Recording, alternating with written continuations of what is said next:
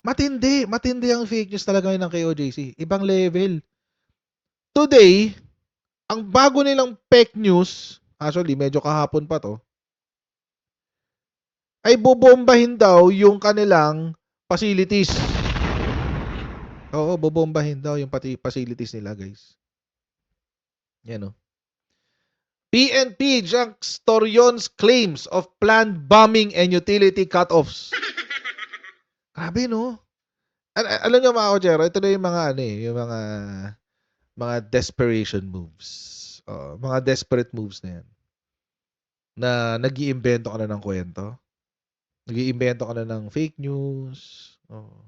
Ganyan. Pwede ba yun? Nagpakalat talaga sila. At alam nyo mga Kojero, di ba, binalita eh. May nahuli pa nga, nakita ko kanina sa sa Bombo.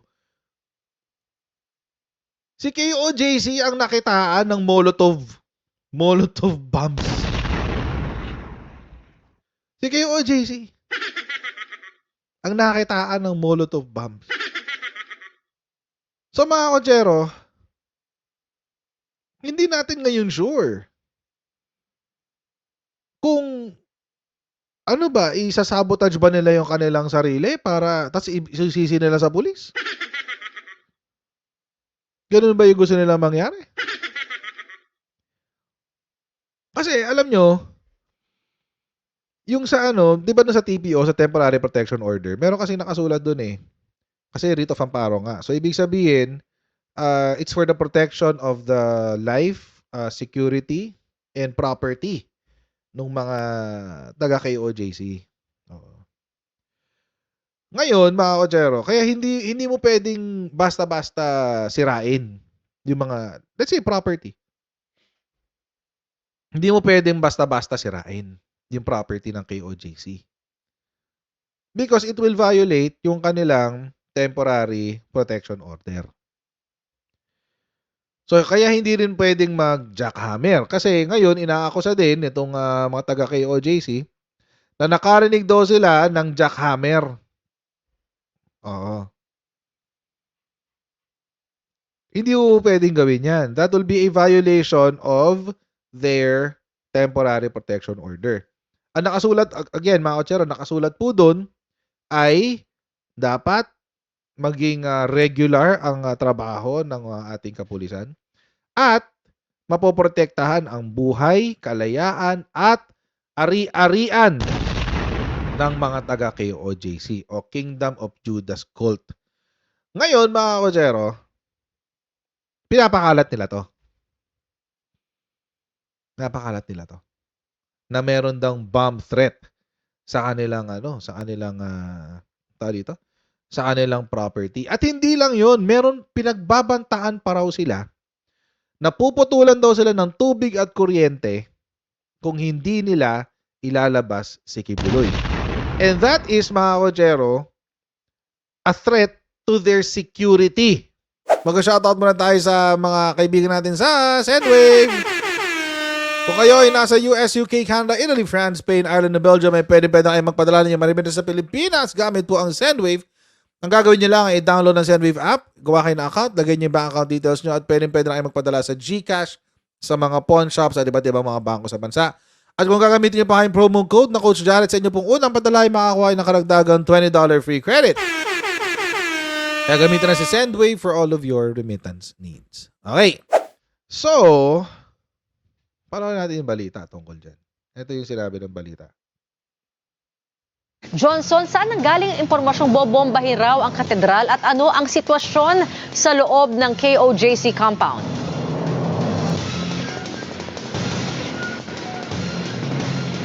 Bernadette, isang lalaking pulis ang tumawag umano sa isang babaeng abogado ng Kingdom of Jesus Christ at nagbantang pasasabugin ng cathedral sa loob nitong compound kung hindi makikipagnegosasyon at isusuko ang puganteng si Pastor Apollo Kibuloy.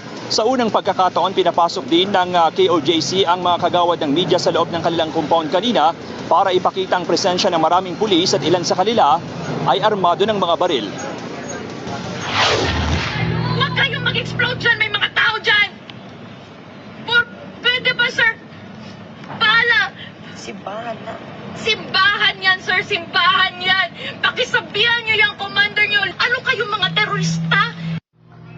Natanggap ito na isa sa mga abogado ng Kingdom of Jesus Christ.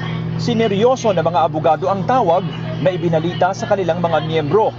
Ang problema kasi, may isang pulis na tumawag doon sa aming maganda at What the na hell? lawyer na si Attorney Kay Lorente. At nag-provide ng information na bubumbahin daw itong aming cathedral, which is really a sacred place for KOJC member. Naniniwala ba kayo dyan? Naniniwala ba kayo dyan? Ako hindi. Sorry, I cannot. Alam nyo, yung nagsisisigaw si attorney na sa background. Parang naging kulit. Huwag kayong mag-explode dyan, may mga tao dyan! Sa unang pagkakataon, pinapasok baril. Pwede ba, sir? Explode dyan, may mga tao dyan! Pwede ba, sir? Bala! Simbahan na.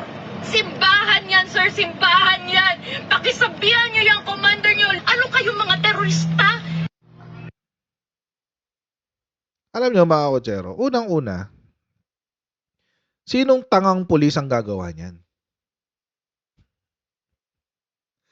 Tatawagan mo yung abogado ng tao na gusto mong arestuhin. At tatakutin mo siya na bobombahin mo yung lugar kung saan sila tumutuloy.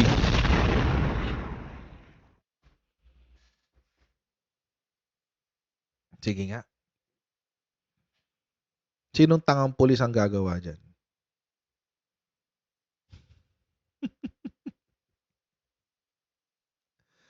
Diba? Sinong pulis ang sinong inutil na pulis ang gagawa nun? Narinig ko may bumubulong nga yung sa simbahan, sabi mo sa simbahan. Si Bato. Si Bato daw sabi ni BJ Cans. Posible. But anyway, si Bato daw. But anyway,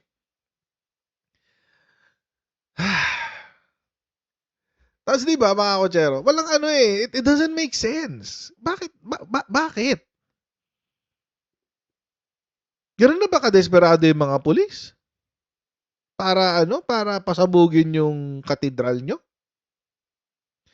Ako mga kotsero, I don't believe this is an actual phone call. Seriously. I don't believe this is an actual phone call. Ano yan? Again, planted. Parang yung flag ng Amerika kanina sa isang pulis. Malay ba natin kung ibinigay yun sa kanya? Di ba? We don't know. Ako, buti sana kung video Kaso hindi, audio lang. It doesn't make sense Sinong commander na aanga-anga ang sasabihin na sabihin niyo sa mga abogado ng KOJC, papasabugin natin yung katedral nila pag di na nila Basigibuloy. Seriously? Natanggap ito na isa sa mga abogado ng Kingdom of Jesus Christ. Sineryoso na mga abogado ang tawag na ibinalita sa kanilang mga miyembro. Ang problema kasi, may isang pulis na tumawag doon sa aming maganda at Meron talagang ganun na lawyer na si Meron talagang ganun Maganda! Mahalaga. Mga kotsero, mahalagang sabihin nyo na. That's an important fact. Kailangang sabihin maganda. Kailangan sabihin maganda. Oo, napaka-importanting fact noon, guys. Attorney Kay Lorente. At Attorney nag-provide talaga. ng information na bubumbahin daw itong aming cathedral, which is really a sacred place for KOJC member. Yung bata kasi, si Attorney Kay Lorente, matalino yan, mabait yan, maganda pa. Babae, hindi nakapag-control Kailangan na talaga kanyang sabihin emotion. At umiyak at nataranta. Tinawagan ni Torion si Police Brigadier General Nicolas Torre III pero wala umanong tugon. Itinanggi ng PNP na may planong pambobomba sa kasagsagan ng paghahanap kay Kibuloy. Isa na namang kasinungalingan ang pinapalabas ng KOJC na bobobohin namin ang kanilang compound. Kagaya ng kasinungalingan na sinasabi nila na pinutulan na namin sila ng tubig at kuryente. Kagabi, ang ganda-ganda ng ilaw ng KOJC compound. Kaya sa lahat ng mga mamamayan, mga kababayan natin, huwag agad kayong maniniwala sa mga pinapalabas nilang mga kasinungalingan. Naninindigan ng KOJC na may nangyayaring drilling sa loob ng compound para hanapin si Kibuloy na nagtatago umano sa isang bunker sa loob. They are now jackhammering a portion of our cathedral without authority from the city engineer's office. This requires permit by the city engineer's office. They might not know it, but they are already committing a criminal violation again. Jackhammering? Kasi What sabi jackhammering? din nga po Parang hindi ko alam yun. sa GMC. Parang hindi ko alam yun. May ginagamit kami para hanapin, but that's non-invasive . So wala ba yung ano sir? X-ray lang ang tumatagos dun. So walang gigibain sir, gano'n? Wala kang gigiba. Ibinigay ng Ayan, yun yung KOJC nangyari. ang video at mga larawan ng paghahanap ng mga pulis kay Kibuloy sa loob ng KOJC. Makikita ang paggamit ng mga pulis ng life and motion tracker device na kayang ma-detect kung may buhay sa ilalim ng lupa. We are focusing on things, no? We're still looking for him, but we are making focused search. Remember, hindi naman lang sa sini nangyayari yan eh. Di ba? With the resources, the money that he has, and the time that he has, you connect the dots. Nitong Well, Miyerkules, he could be in another country for all we know, di ba? He could be in another country. We don't know. Malay natin, baka may ganun ang ganap. Baka nakatakas na pala siya, pinagtatawa na lang yung PRO 11 sa Pilipinas. Di ba? We don't know. Kaso nga lang, merong na meron daw narinig na 8 heartbeat sa tabi ng isang elevator. Ay, hindi, sa isang bunker na meron daw nakakabit na elevator. At apparently, itong elevator na to, matindi, no? Binabantayan talaga ng mga followers. Oo, talagang hindi nakakapasok. Oo. So, we don't know. Let's see. pumayag na rin ang KOJC na papasukin ng media sa loob ng kanilang compound. Sabi ni Attorney Torion, mukhang may nagbibigay ng maling impormasyon kay Pangulong Bongbong Marcos matapos itong sabihin kahapon na walang ni isa mang pulis ang may dalang baril sa loob ng 30 hektarya daming lupa baril. ni Kibuloy. Naghain na rin ng KOJC ng manifestation sa korte para linawin ang nilalaman ng temporary protection order ng Davao RTC.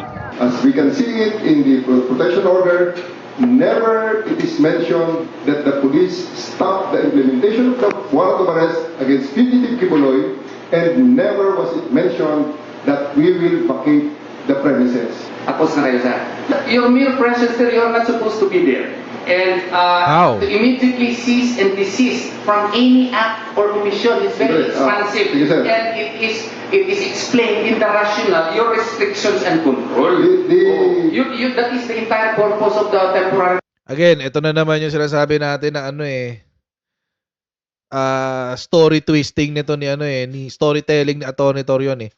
Nakasulat nga talaga doon sa temporary protection order that the police are required to immediately cease and desist any unlawful activity. Oo. Unlawful activity. Oo. At specific po yung order ng TPO which actually was already clarified today. Nagkaroon po ng supplementary clarification sa order ng TPO. Kanina. Mamaya pupuntahan natin yun. Protection order, the warrant of arrest, sir, cannot be used as a blanket license to conduct an omnibus search and to continuously stay in a property not owned by Pastor Apollos Kibuloy. Hihingi rin ng paglilinaw ang Department of Interior and Local Government sa temporary protection order na inilabas ng korte sa Davao City. Iginiit ni DILG Secretary Benher Abalos na ilipat na ng Korte Suprema ang 2 criminal case ni Kibuloy sa Quezon City RTC. Para kay Abalos, tuloy ang paghahanap kay Kibuloy. Sabi ng DOJ, valid ang operasyon ng PNP sa KOJC compound at hindi na kailangan ng search warrant. I think that the rule of law will not be respected by people unless we are able to show that we will not let go of people, even how high their stature may be. And we intend to really carry this out to the end. Sabi pa ni Rimulya, moot and academic na ang inilabas na temporary protection order So ng we Korte are sa continuing Davao. the arrest efforts, Madam Chair.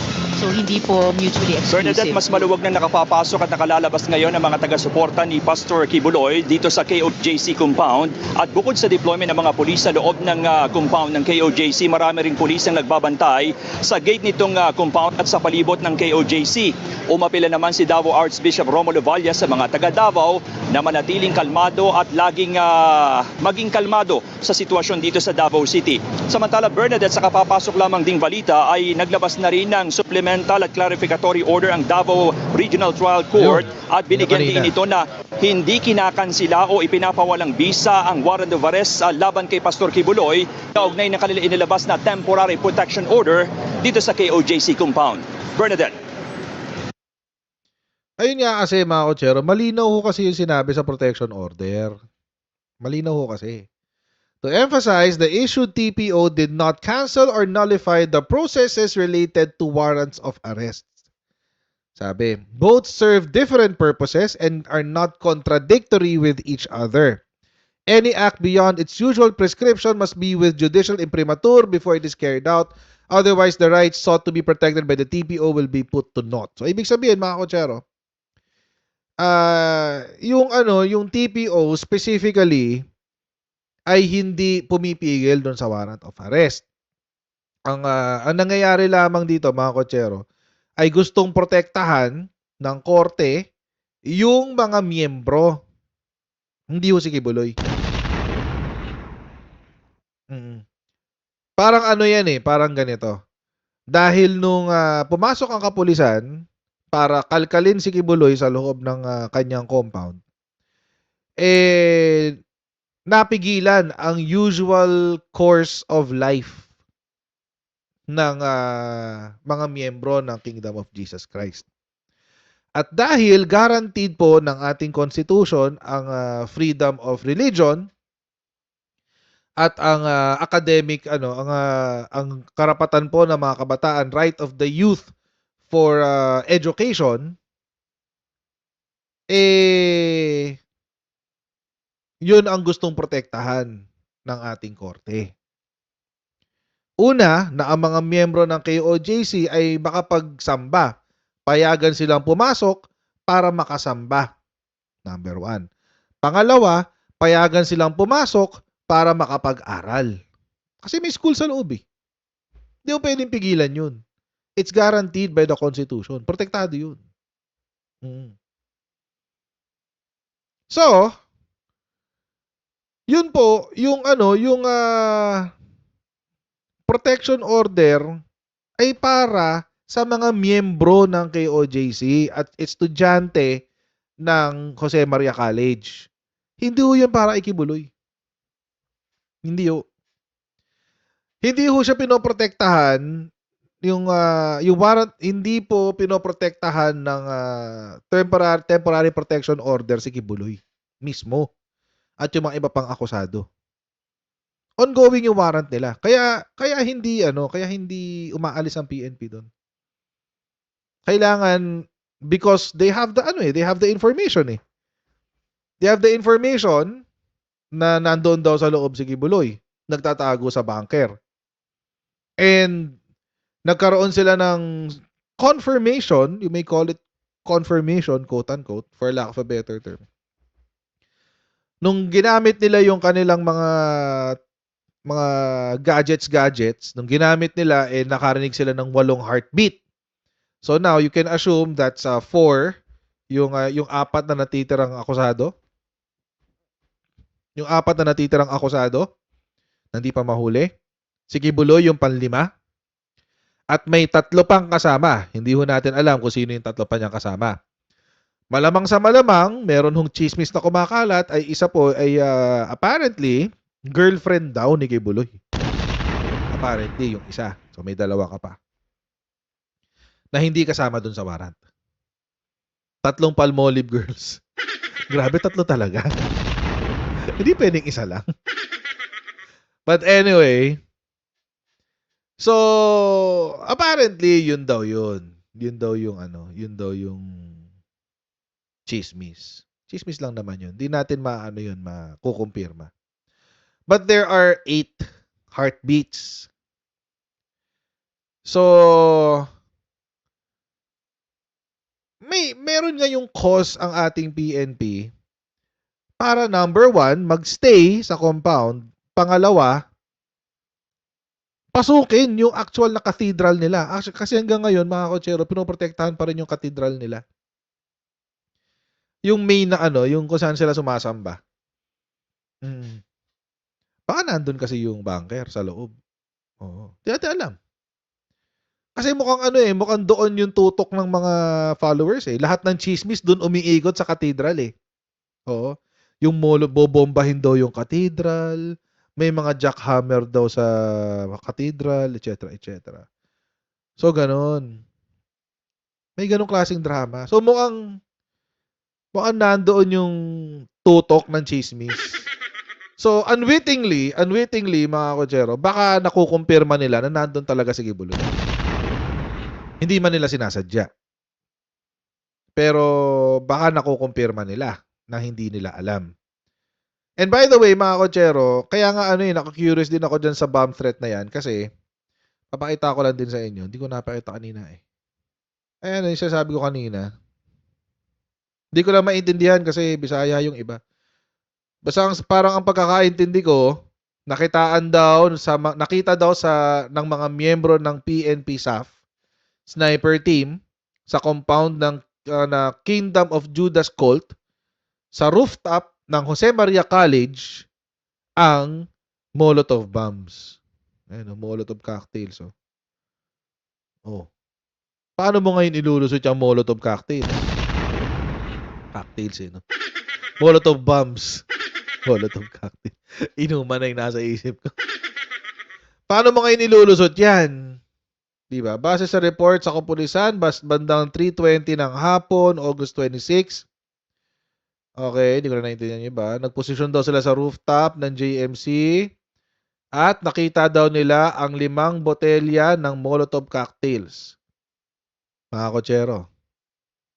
Hindi kaya yung bomb threat, actually sila ang gagawa ng commotion.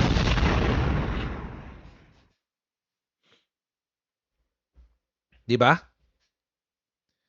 Hindi kaya yung bomb threat nila ay actually si Kingdom of Judas cult ang magpapasabog sa cathedral nila?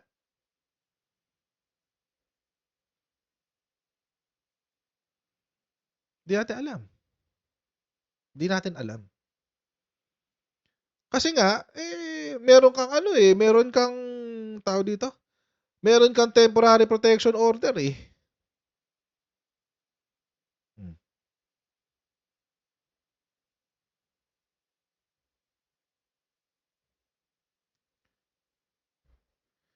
Ay, nako. Set up nila yung kapulisan natin para yung pulis ang sisihin. Can happen. Can happen. We don't know. Diba? So, alam nyo, mga kotsero, sana, one of these days, mahuli na talaga siya.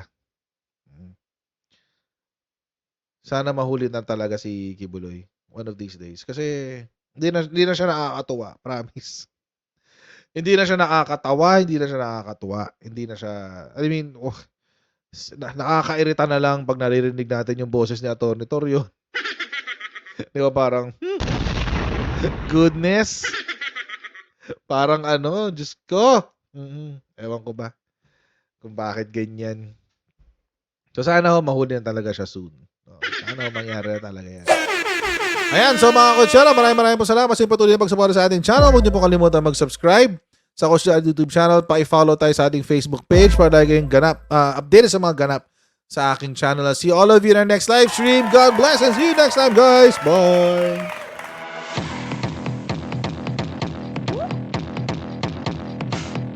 Huwag ganun. Huwag natin gawing tanga mga Pilipino. Mas maganda kasi nasa lugar ka ng tama kaysa yung pinipilit mo yung pagkakamali.